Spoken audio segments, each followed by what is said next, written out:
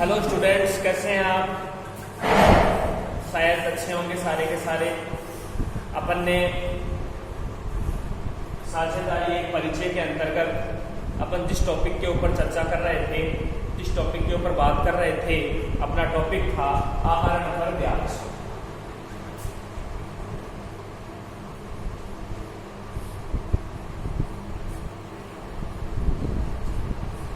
तो मैंने आपको बताया था कि आहरण पर ब्याज की गणना करने के लिए अपने पास दो विधियां होती है, दो मेथड होते हैं जिनके थ्रू अपन आहरण पर ब्याज की गणना कर सकते हैं। ठीक है, तो आहरण पर ब्याज की गणना करने की कितनी विधियां होती है? कई बार तो बोर्ड एग्जाम में यही प्रश्न पूछ लिया जाता है। तो आप सबको पता है कि आहरण पर ब्याज की गणना करने की दो विधियां हैं। पहली विधि का नाम होता है जिसको अपन बोलते हैं गुणनफल विधि, या इसको अपन बोलेंगे प्रोडक्ट मेथड।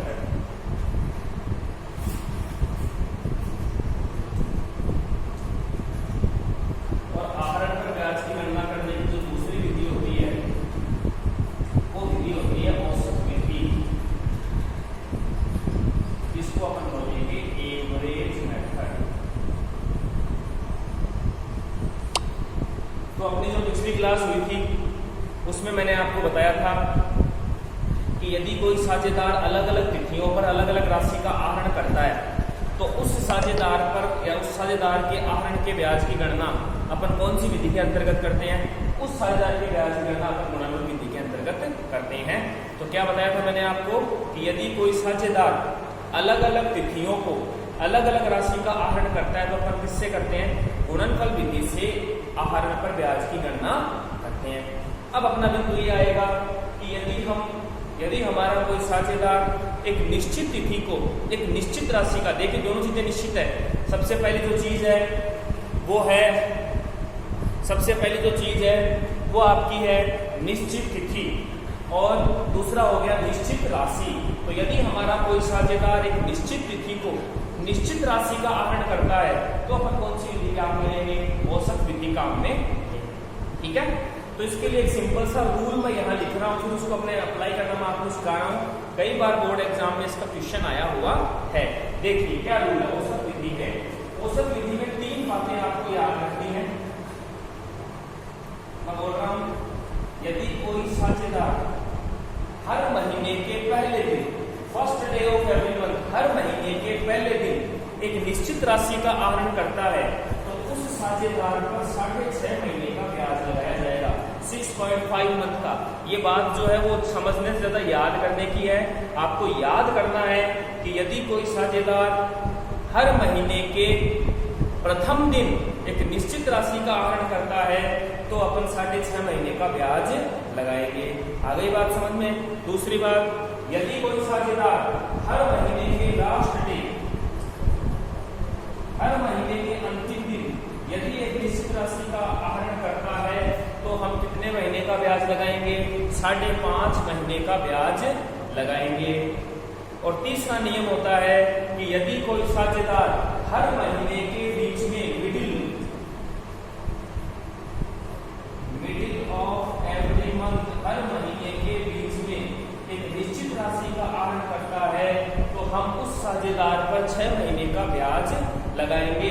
तो सबसे पहले औसत विधि के अंतर्गत जब तक आप ये तीन बातें याद नहीं करेंगे तब तक आप औसत विधि के क्वेश्चन को सोल्व नहीं कर पाएंगे।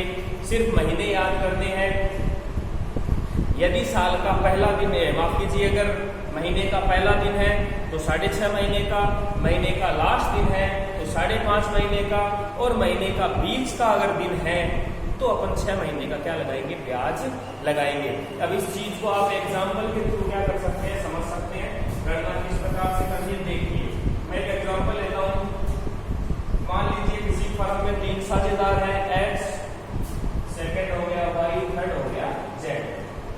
एक्स जो है वो हर महीने 1000 रुपए पहले दिन, यानी हर महीने के पहले दिन 1000 रुपए व्यापार से निकालता है।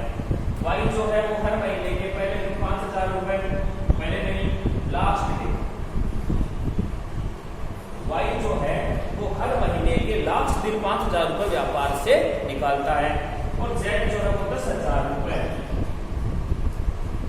हर महीने के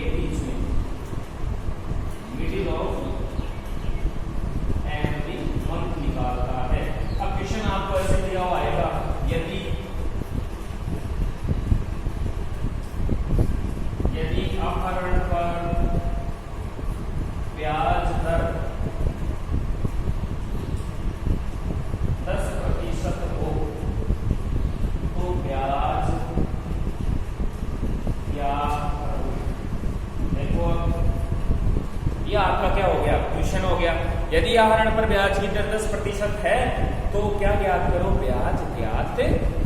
ठीक है, अब देखिए हम x का ब्याज निकालते हैं। तो एक बात आप मेरे को ये बताइए कि यदि x हर महीने के पहले दिन 1000 रुपए निकालता है तो साल में महीने कितने होते हैं? अरे साल के महीने तो सभी को पता होंगे या नहीं पता है? साल के महीने सबको पता है कि एक साल के अंतर्गत चाहे वो वित्तीय वर्ष हो और चाहे वो कैलेंडर वर्ष हो, दोनों ही प्रकार के वर्षों में एक साल में कितने महीने होते हैं? 12 महीने होते हैं। तो हर महीने के पहले दिन, इसका मतलब x ने 1 जनवरी को 1000 रुपए, फिर 1 फरवरी को, फिर 1 मार्च को, इस प्रकार से क्या निकाल लिए? पैसे निकाल लिए। तो x के ब्याज की गणना आप करेंगे तो सबसे पहले लिखेंगे x द्वारा आहरित कुल राशि। तो हर महीने का पहला दिन 12 बार आएगा तो x निकालता है 1000 रुपए। हर महीने के पहले दिन 12 बार आएगा, गुणा कर दिया 12 से, तो x द्वारा आहरित कुल राशि कितनी होगी? 12,000। यानी ब्याज कितने को लगाना है? 12,000 पे लगाना है। अब ब्याज आप निकाल लीजिए। अब ब्याज का जो सूत्र है वो कक्षा 6 में आपको पढ़ाया गया था। अब आप लोग हो गए कक्षा 12 में, तो कक्षा 6 का फॉर्मूला आपको याद होगा। अगर याद नहीं है तो मैं दोबारा बोल देता हूँ। मूलधन गुणा दर गुणा समय, मूलधन गुणा दर बट्टा 100 गुणा समय। तो सिंपल सा काम है। मूलधन कितना है, कितने रुपए पर ब्याज लगाना है? 12,000 रुपए। तो ये 12,000 गुणा दर बट्टा 100। तो देखो दर प्रश्न में हमेशा दी हुई आएगी। दर कितनी है? 10 बट्टा 100 हमने आप लगा दो, गुणा समय। अब समय के लिए आपको जो नियम अभी मैंने आपको बताया था वो आपको याद रखना है कि यदि कोई साझेदार हर महीने के पहले दिन एक निश्चित राशि का आहरण करता है तो कितने महीने का ब्याज लगता है? 6.5 महीने का। लिखा हुआ इसको लिख देना, 6.5 महीने का ब्याज लगता है। तो 6.5 बट्टा 12। अब आप इसको हल कर लेंगे तो देखो 2 जीरो से तो 2 जीरो कट गए, 12 एकम 12, ये आ गया आपके 10। 10 से इसको किया तो 10 से 10 को किया तो 100, और 100 को 6.5 से किया तो 650 रुपए का ब्याज आपका आ जाएगा। बहुत ही साधारण सी बात मैंने आपको यहाँ पर बताई है। अब इसी प्रकार से अपन क्या करेंगे? इसी प्रकार से अपन y के ब्याज की गणना भी करेंगे।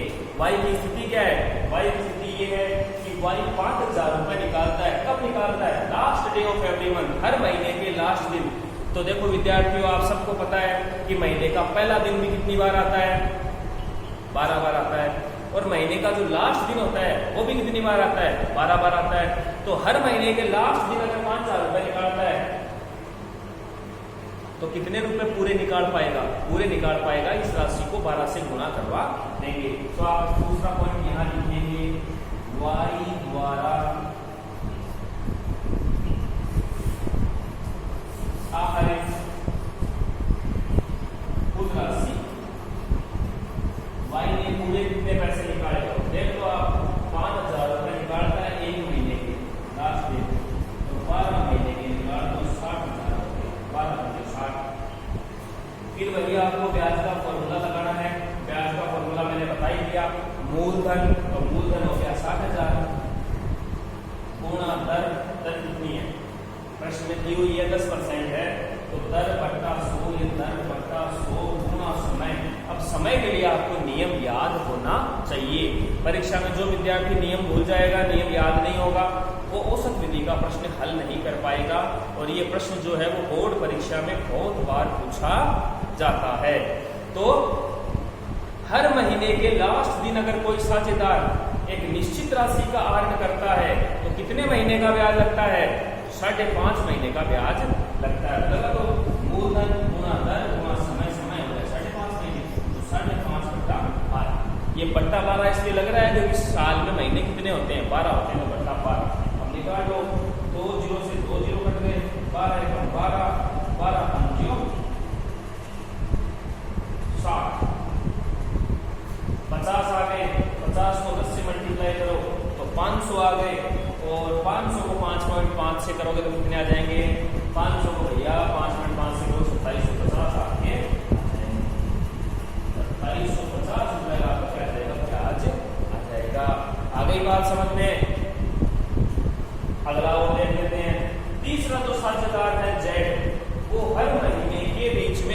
10,000 रुपए निकालता है। तो भाई महीने का बीज जो है यानी 15 तारीख हर महीने, तो साल में कितनी बार आएगी, वो भी 12 बार ही आएगी भाई। पहला दिन भी 12 बार आएगा, 20 भी 12 बार आएगा और अंत भी 12 बार आएगा। तो सबसे पहले अपन क्या करेंगे, जेड द्वारा आधारित राशि कितनी है हर महीने के मध्य में 10,000। तो सबसे पहले आप ये निकाल लो, यहाँ आपको दिखाई दे रहा होगा, यहाँ मैं कर देता हूँ जेड द्वारा आधारित उस राशि। तो भाई लोगों देखो 10,000 रुपये वो निकालता है और 12 बार वो निकाल लेता है। 12 कहाँ से आगे, हर महीने के बीच में निकाला, हर महीने का बीच कितनी बार आएगा, 12 बार नहीं आएगा क्या, तो 1,20,000 रुपये वो क्या कर लेगा, निकाल लेगा। अब 1,20,000 रुपये पर आपको क्या लगाना है, क्या लगाना है, ब्याज लगाना है। लगा दो ब्याज। ब्याज का सूत्र मैंने आपको बता ही रखा है, ब्याज बराबर क्या होता है, मूलधन। मूलधन कितना है 1,20,000 गुणा दर कितनी है 10/100 गुणा समय। ये समय वाला जो बिंदु है वो मैंने बार बार आपको वीडियो में रिपीट कर दिया है कि समय वाला जो बिंदु है वो आपको याद करना पड़ेगा कि हर महीने के पहले दिन लगन निकालेगा तो 6.5 महीने का ब्याज लगाना है, हर महीने के बीच में लगाएगा तो 6 महीने का ब्याज लगाना है और हर महीने के अंत में लगाएगा या निकालेगा तो 5.5 महीने का ब्याज आपको लगाना है।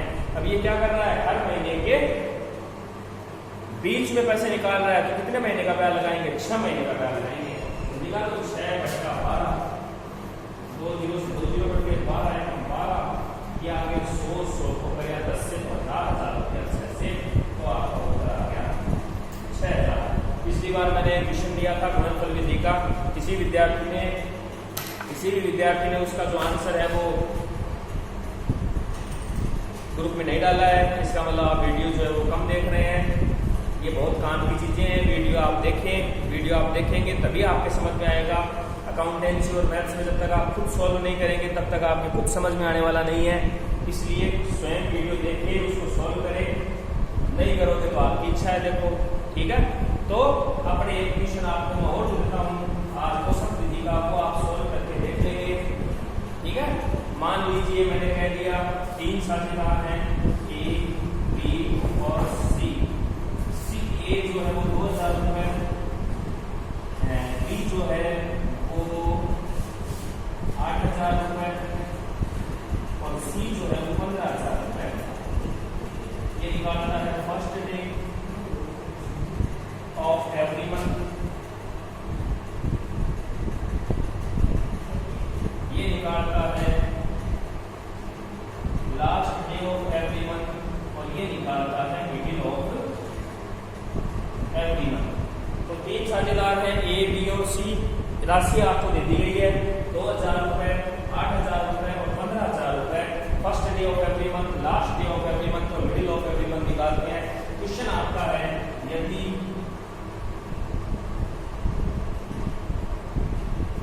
आहरण पर ब्याज 10% हो तो ब्याज की राशि क्या है। ये क्वेश्चन आप करेंगे।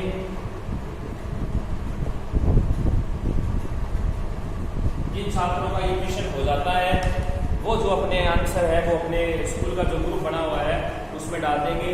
किसी विद्यार्थियों को कोई बात समझ में नहीं आती है, किसी को कोई दिक्कत है गणना करने में, तो वो मेरे को ग्रुप में मतलब पूछ सकता है। ग्रुप में मेरे नंबर भी हैं, वो फ़ोन करके भी मेरे को पूछ सकता है।